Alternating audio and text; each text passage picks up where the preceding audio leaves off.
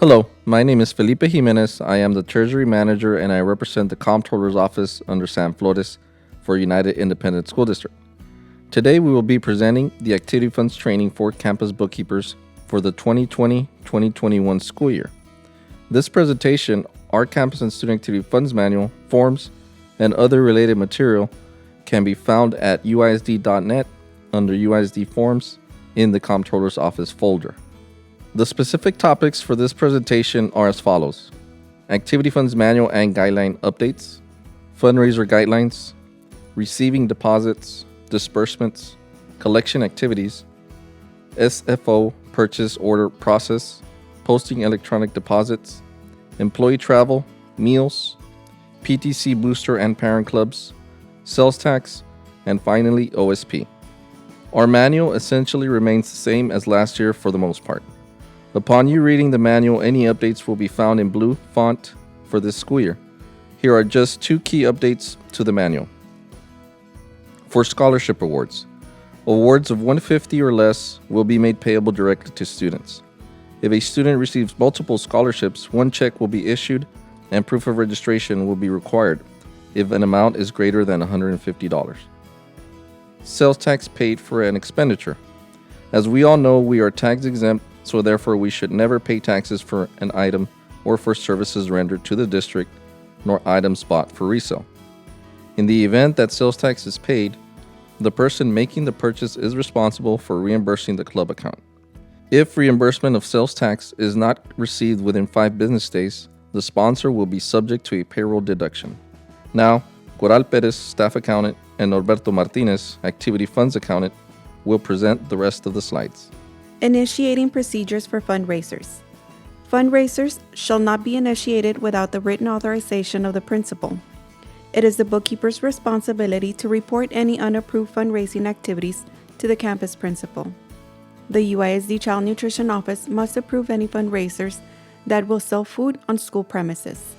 Year-round fundraisers such as snack bar, ice cream sales, and pencil sales must be closed at the end of the fall semester, and a new fundraiser should be open for the spring semester. A new fundraiser number will be assigned. The yearbook account is excluded from this requirement.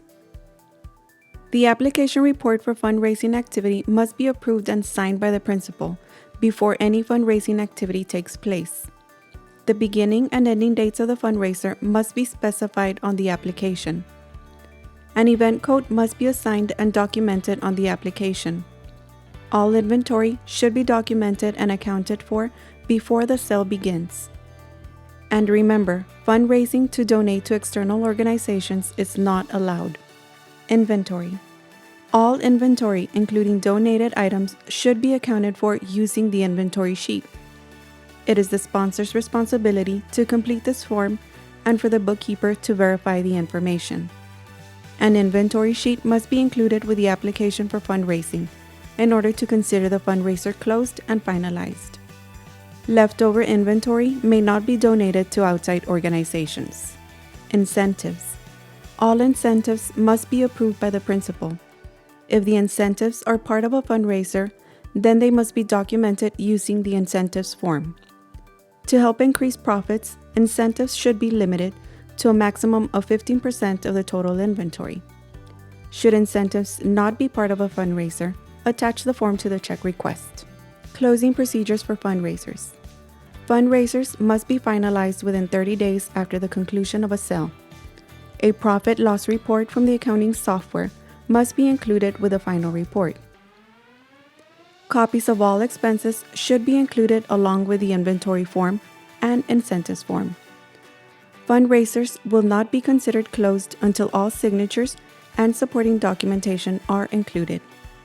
The summary of fundraising should be updated as soon as the fundraiser is closed. Here is an example of a closed fundraiser provided by one of our campuses. As you can see, this fundraiser was signed by the principal before the fundraiser began. The deposits and expenses section has been completed by the sponsor. A profit-loss report has been included. This fundraiser also has the inventory sheet documenting the donated items, the different sales prices, and the ending inventory. The total sales should equal to the same total of monies deposited into the account holding the fundraiser. The sponsor for this fundraiser has also included the names of the people along with the items that have been donated. Summary of fundraising, collecting activity log. This form must be kept updated throughout the school year. All fundraising and collecting activities should be included. This form allows bookkeepers to keep track of any ongoing activities. Receiving deposits. At least 2 people must be present during the collection, documentation, and depositing of funds. A completed deposit breakdown form must be submitted by the sponsor at time of deposit. The bookkeeper shall count, verify, and issue a receipt in the presence of the sponsor. Closing procedures for bank deposits must be done at the end of the day. 2 copies of the deposit summary, a receipt register, and a deposit ticket must be printed for end-of-day deposits. Closing procedures for end-of-day deposits. Funds must be verified against amounts listed on the deposit summary. Place verified funds in the deposit bank bag, along with 2 deposit tickets and the deposit summary. Seal the deposit bank bag. Deposit bags must be recorded in the deposit bag log on a daily basis. Deposit bag log. The following information must be completed in the deposit bag log: date received, deposit bag number, amount bag is said to contain, manifest number, identify any food service bags, initial when releasing the bag, and the courier signature. The courier sign-in sheet must be accessible to the courier at all times. The manifest form must be signed by the campus bookkeeper at the time bank bags are released to courier. Disbursements. All expenses must be paid with a school check. Make sure there is enough money in the account to cover the expense. Supporting documentation will be required at the time the check request is submitted. Receipts are due within 5 business days after the check has been picked up. If a receipt is not submitted within 5 business days, the sponsor will be payroll deducted for the full amount. Check printing days are Tuesday and Thursday. And as always, reimbursements are not allowed. High schools, 9th grade campuses, STEP, and all middle schools have been added to Positive Pay. Positive Pay is an automated fraud detection tool that matches the account number, check number, paying name, and dollar amount. Check runs are automatically uploaded for payment to the bank at 7 p.m. each evening. Any checks that are processed for immediate use should be reported to Norberto or Coral for manual uploading. Make sure checks are processed correctly. Any checks that are printed out of sequence will be refused for payment by the bank. Collection Activities Guidelines. A collection activity application is used to authorize and document all not-for-profit collections that run for a period of 30 days or more. This includes but not limited to membership dues, tournament fees, band fees, field trips, and uniforms. Collection Activities Initiating Procedures. Not-for-profit collections should not be initiated without the approval of the principal. The bookkeeper must notify the principal of any unapproved not-for-profit collection activities taking place at the campus. Not-for-profit collection reports must be finalized within 30 days after the conclusion of the collection. Year-round not-for-profit collections, such as Washington field trips, must have a fall and spring semester cutoff. All transactions pertaining to a not-for-profit collection activity must include the assigned collection activity number. To create an event code, you must use the school fund's online system. Under the Data Files tab, select the Event Codes option and complete the requested information. All event codes must begin with the letter C. Please remember that this number system is mandatory.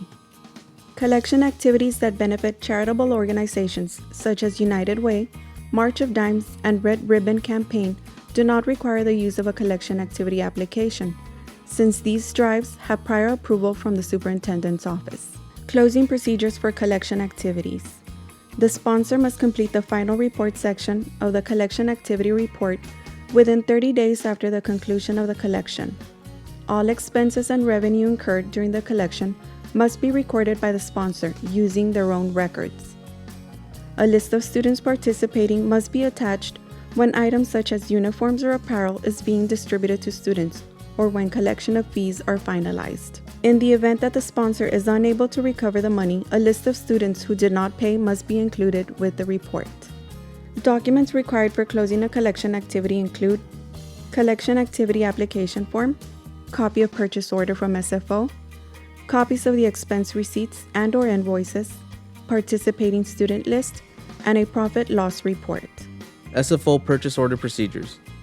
All collection activities need to be entered in the PO module of SFO.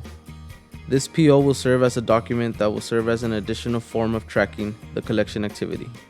The PO will be liquidated once the final payment for the collection is submitted. Create purchase orders. Select POs, then New PO from the drop-down menu. Create purchase orders. You will need to complete the following information: requested by, enter the name of the sponsor, special notes, enter a brief description of the collection activity, name, enter the vendor name, discount. Enter the total invoice amount minus $1 to arrive at the discount amount.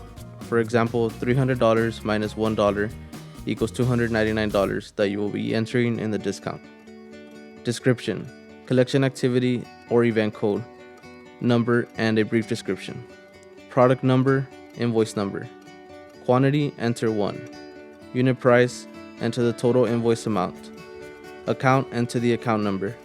Save PO after all the information is entered. Create purchase orders. Preview the PO in order to verify everything is correct, then print and post the PO. Create purchase orders. You must include a copy of the PO with the collection activity final report. The PO number must be included in order to liquidate the PO. Liquidate PO. You will be liquidating the PO once the final payment has been submitted. The PO will be liquidated using the check module. Liquidate PO. In order to liquidate the PO in the fastest way possible, you will be entering the purchase order number in the check module line item. The vendor information will be automatically added once you enter the PO number.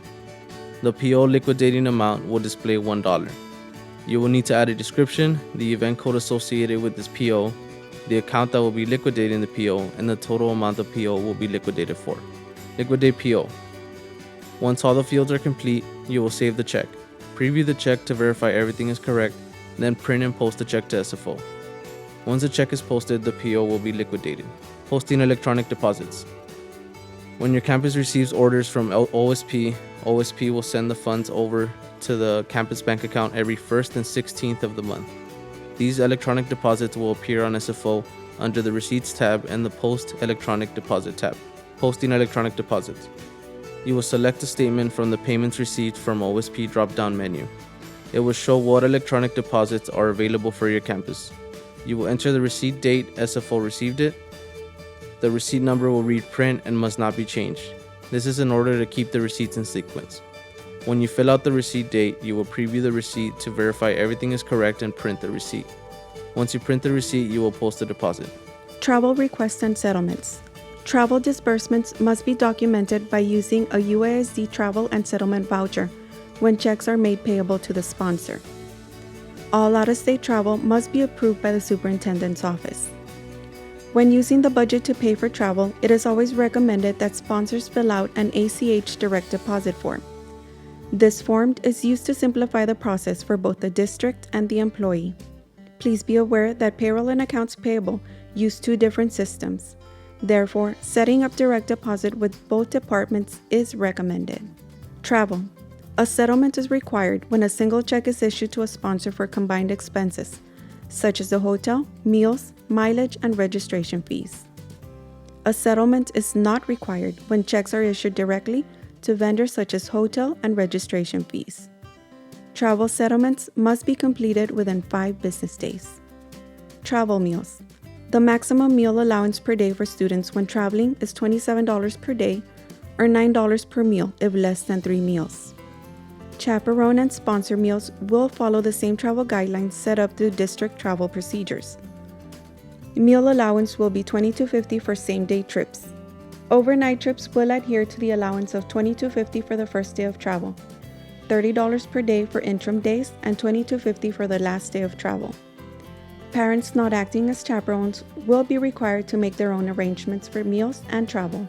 Funds for parents should never be deposited into district activity accounts, nor should they use the district tax exempt form or discounts. Staff meals.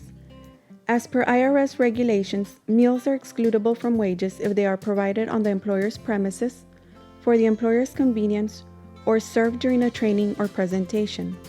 An agenda is required along with a sign-in sheet when providing meals to staff. As per IRS regulations, meals are considered compensation if they are provided before or after work hours, before or after business meetings, or to employees for boosting morale. Appreciation meals. Appreciation meals furnished to staff during recognized National Appreciation Days are allowed. Meals for appreciation must be a recognized event by the district. Such meals should be provided on school district premises. Excessive number of appreciation meals are not allowed. Daily refreshments, such as coffee for faculty and staff, should be sponsored by the Coffee or Social Club Committee. PTC and booster clubs. Booster clubs and PTCs must be registered organizations with their own tax ID number. We do not want a PTC or booster club's fundraiser to happen on a day which the CAF or SAF fundraiser is. This can be prevented if the communication is strong between the campus principal and sponsors. Booster clubs may donate funds to the campus to purchase from our campus accounts. Any donated fixed asset item must be tagged by our fixed asset department. Non-established parent clubs. Recurrent donations on behalf of the non-established parent club throughout the year are not allowed. Specifically earmarked for expenses as stated on their donation letter to the campus are not allowed. The funds are being donated in order to take advantage of the tax-free status enjoyed by the district. Typically, donations made to a school or a school-based student group are not earmarked and are meant to benefit the general benefit of the group or school. Non-established parent clubs. Parent club cannot operate without a federal identification number. A FIN is generally required to open bank accounts and obtain state sales tax permits. The organization should not use an individual's social security number due to the possible liabilities of the organization that the individual will be responsible for. Organizations are not permitted to use the district's federal ID number. Non-established parent clubs. Parent clubs should take the necessary steps in becoming an official parent organization in order to meet the district, university, interscholastic league, state, and federal requirements. If the organization is not official, all fundraising efforts that will benefit the club members must flow through the campus. If you are aware of non-established parent clubs at the campus, you must advise the comptroller's office at earliest notice. Sales tax. When it comes to sales tax, the school district is responsible to pay tax on taxable sales. Taxable versus non-taxable. Taxable sales include apparel, books, calendars, or anything perceptible to the census. Non-taxable sales include food items, admission to events, etc. Tax-free days. Although we are responsible for tax on taxable sales, the campus and each student activity fund account are allowed 2 one-day tax-free sales per calendar year. Calendar year will consist of January through December. A student activity fund account is any club that has student representation for their activities. For example, an elected president, vice president, treasurer, or secretary. Tax-free days. The campus and each campus activity fund account qualify for 2 tax-free days as a whole. Each student activity fund account qualifies for 2 tax-free days apart from the campus's tax-free days. You will be notified by our senior bookkeepers if an account no longer has tax-free days, thus having their next qualified fundraiser taxed. Online school payment. We want to continue pushing online sales and have all fundraisers available online for 2020-2021 school year. Online school payment. Online school payment will be crucial for fundraising this upcoming year. This payment portal will be a convenient way for parents to pay for any school activities with their debit and credit cards. The use of OSP will also eliminate the need for physical contact with collecting and depositing of funds. The parents are charged with a 4% fee and a 35-cent per transaction fee when using this portal. These fees are paid directly to the merchant for the use of the payment portal. OSP accepts Visa and MasterCard. Aside from accessing OSP from a desktop site, OSP is now available on the Apple App Store and on the Google Play Store for Androids. OSP. Inquiry, refund statements, and reports. OSP offers a variety of options for reports. They are constantly adding new reports with additional filters. The reports will be updated at 3 a.m. and 3 p.m. Eastern Time every day. If you need an up-to-the-minute report, you can get it by going to Reports, Sponsored Teacher Activities, or Activity Data Range and selecting the date you wish to see. Campus and Student Activity Funds Manual. If you need any assistance pertaining to a more detailed situation, please visit our Treasury Management website link to find our Campus and Student Activity Funds Manual. This manual is a more detailed look at our guidelines and rules pertaining to CAF and SAF accounts. Along with the manual, you will find this presentation and other forms needed to fulfill your duties on our UISD Forms website link. Questions. If you have any further questions or concerns regarding these guidelines or procedures, please feel free to contact myself at extension 6357 or any of my colleagues that are shown on this slide. Samuel Flores is the UISD Comptroller, Felipe Jimenez is the Treasury Manager, and Coral Perez is a staff accountant who are all stationed at the UISD Central Office. We have 4 activity funds bookkeepers whom are stationed at the respective high schools. Your current activity funds bookkeeper are as follows: Leticia Longoria, Cindy Hernandez, Melissa Perez.